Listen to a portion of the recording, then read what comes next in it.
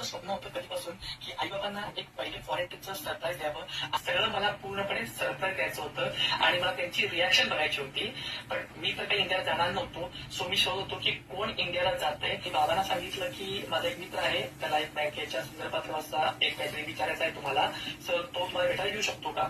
अशा प्रकारे मी हे प्लॅनिंग केले. आता आई बाबांची रिॲक्शन काय होती हे तुम्हीच व्हिडिओमध्ये बघा.